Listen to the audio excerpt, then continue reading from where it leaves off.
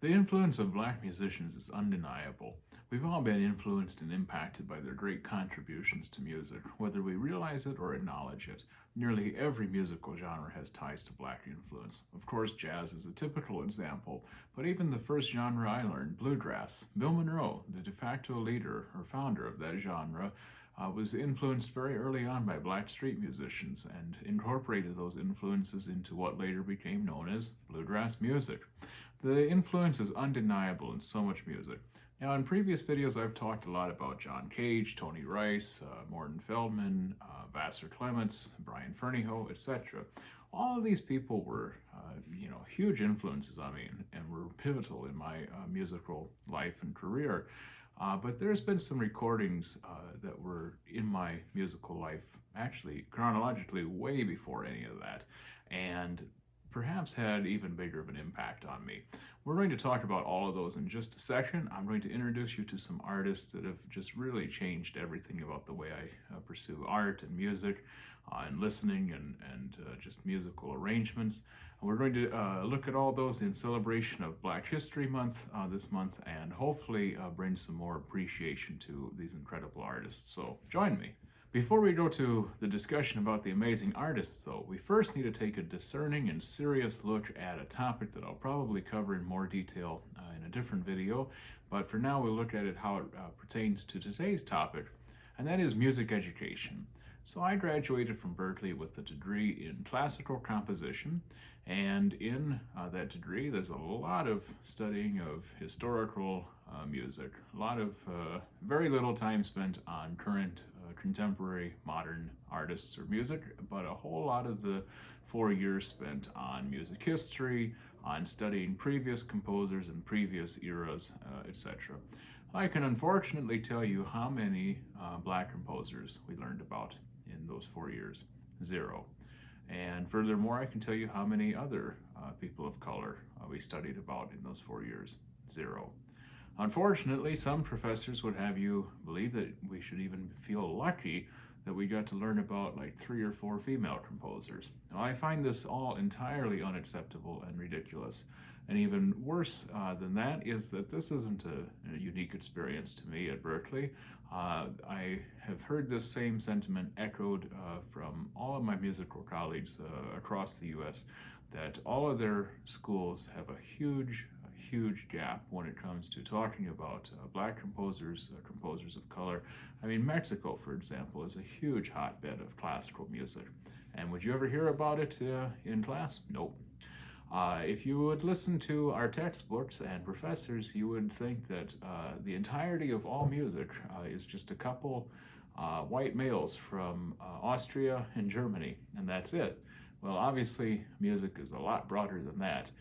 So I really hope that collectively we can bring some light to this horrible, gap in many students' educations, and put some pressure on it to get a more holistic overview of composers, because there were far more than the ones that I learned about in my textbook.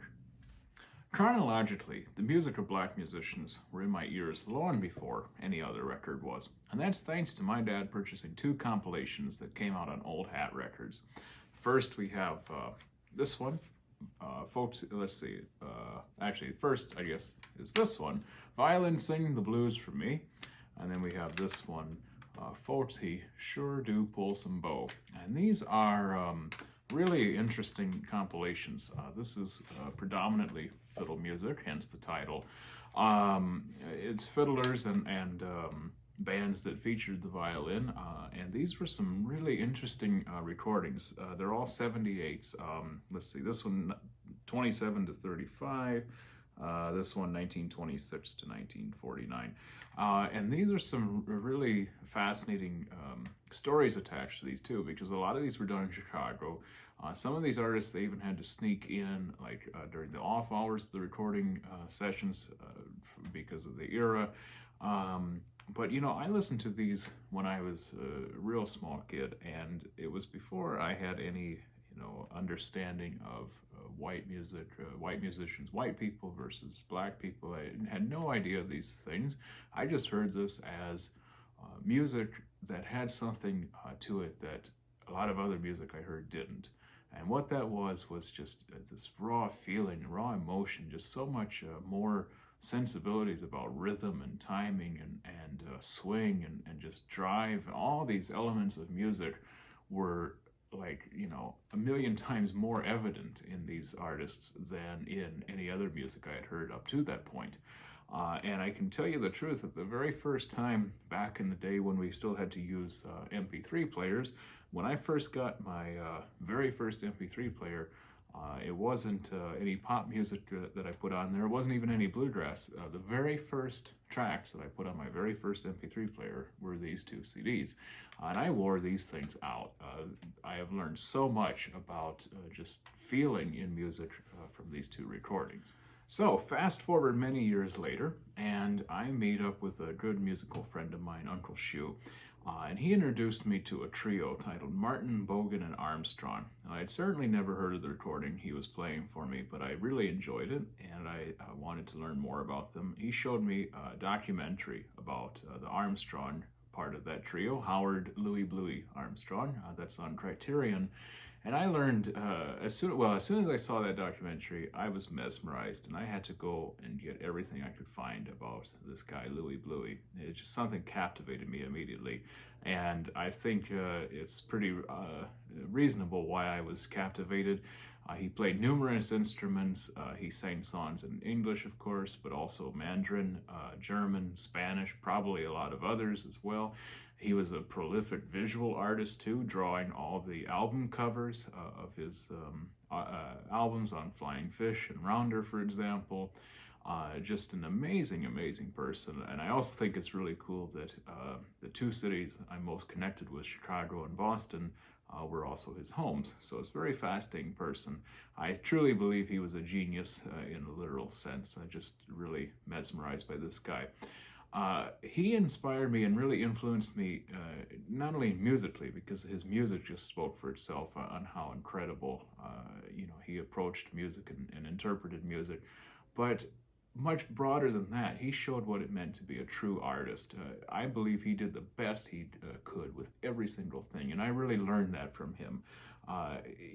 Every time he picked up a musical instrument, every time he picked up a pencil to start drawing, he did the best he could, and he really put all he had into it, and nothing less. And I learned from that to do the exact same, or not do it at all. I really learned a lot from what it means to be an artist from Louie Bluie. Now, there's a very fascinating twist to this story, which is I'm hearing Howard, Armstrong, Martin, Ted Bogan, and Carl Martin for the very first time. But it's actually not quite true, because that trio, was on these exact same compilations about 40 years before that recording that I was hearing for the first time. So it's very fascinating. So they were there from the very beginning, so it's kind of strange how that stuff just came up later. So in between those 2 points, because those fateful compilations were very early in my life, and then the trio that Uncle Shoe showed me was towards the end of my college years. So in between those, I discovered one of the best moments of my musical listening life so far. And that's certainly the great Anthony Braxton. Man, this was it right here. This is a 4 CD box set of 19 standards. Well, if it gives you any indication that there's 19 songs spread across 4 CDs, some of these get a little lengthy, but I love every single second of this. So, as I was learning to be a jazz violinist, everyone told me to study sax players and learn their phrasing and basically learn to be a saxophone player on the violin. Now, that's an argument I have for a different video, which I wonder, why can't the violin just be a violin in music? Why do we have to imitate something else? But anyways, nonetheless, trying to learn and fit into the idiom of jazz, I followed those instructions and started searching for jazz saxophone players to learn standards and jazz standards and some jazz vocabulary from.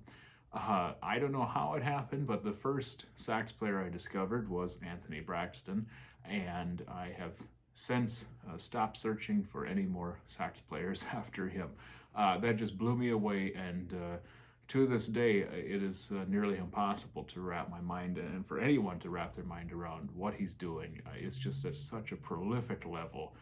The man is truly a master of his instrument, just an absolute living genius of jazz and free improvised music. He approaches it with such fearlessness, such confidence, such a wild abandonment. Just goes at it and plays. It is just absolutely the best music I've ever heard. This guy changed it all for me, and I'm still processing what I heard so long ago. And I did, to some extent, try to apply some of his techniques to the violin, which was a lot of fun. Yeah, Braxton changed it all for me. Shortly after discovering Braxton, there actually was one other sax player that changed my listening perception yet again, and that, of course, is someone I mentioned in a previous video on ECM topic, Roscoe Mitchell, along with the Art Ensemble of Chicago. That album I mentioned, I have listened to that thing probably thousands of times at this point. His again, very similar to Braxton, was just a total fearless approach to improvising, playing free improvisation, even just playing solo. He just comes up and nails it every single time. He's in his 80s now, and he's playing stronger than the majority of jazz musicians half his age. I mean, the guy is just incredible. So the two of them, that really exploded my mind, and I'm still, to this day, picking up the pieces of my mind and trying to figure out what all their music has done for me. It's just absolutely been a wild experience to listen to their music. A bit later after that, another person rocked my world and changed everything in my mind once again, but in a completely different fashion than the way that Roscoe Mitchell and Anthony Braxton did. I discovered the next artist, and I also mentioned him on a previous video for Rounder Records, and that's how I discovered him, was through listening to Rounder Records. That's the great Joseph Spence. This guy, oh my goodness, I don't even know what words to use for the experience of listening to his music for the very first time.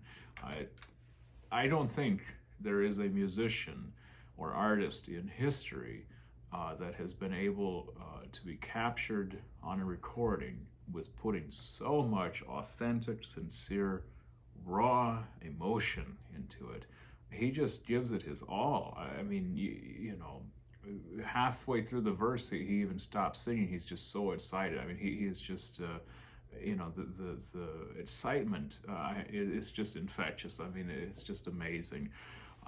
That listening to him reminded me, and it does every time, why we make art and make music, is because it's such a joy. A lot of times it becomes work or becomes, maybe tedious or difficult, but he puts all of that back to square one. Step one is to enjoy it and to really celebrate and rejoice, and he does that with every single note he plays. There will never be another Joseph Spence. He is unparalleled on so many levels. This guy just changed my thinking on approaching everything I did. Anytime I need to, refocus my work, I turn on Joseph Spence and I remember what the real reason for being a musician is, and that's to just love it. And he loved it and put his love in everything he did. And as soon as you turn this on, all that love comes pouring over you.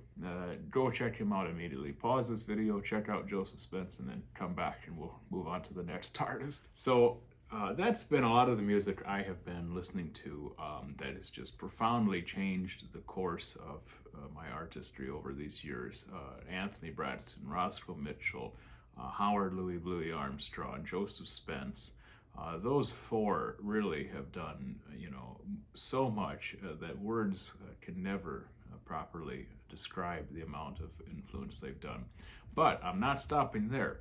I want to learn a lot more. One of my projects, as kind of like along the lines of a musicologist, has been to research where our music came from and to really comb through those sources, how we got to where we're at today in terms of sound and style, and where those influences truly came from. So I am really trying to learn and to do the research and understand the magnitude of the influence that Black musicians had on today's music. Unfortunately, it's often marginalized and overlooked, but I really hope that we can all be proactive in researching this topic and learning more about it, and just hearing this music right from the source. There's a few compilations that have I've just now started digging into it, and there's so many of them that I'll have lots of work for many more hours and days and weeks to come, and I'm so excited about it. Ironically, the majority are on Rounder Records, but don't stop there, there's plenty. But I just want to give a few examples. Rounder did a whole series from the Library of Congress, Archive of Folk Culture. I think there's like around 20 titles, and a good majority of them focus on the music that Black Americans early in this country were offering. And this is such an example. It's titled Afro-American Folk Music. It's not only a thorough CD, but it comes with this, really nice thick booklet. And I'll rant about that in a different video of why you still need to buy CDs, is because you get booklets like this. But Bob Carlin is often in the credits on all of these, and I want to just mention that Bob Carlin performs on and produced this incredible album that I have really loved listening to as a fiddler myself. This is from Joe Thompson. This is just amazing. I don't know. I'm running out of vocabulary to describe how great these musicians are. But the way he fiddles, the way he just, really approaches these tunes, he breathes so much new energy into these old songs. It is just, you can't sit still when you turn this on. It's really just incredible.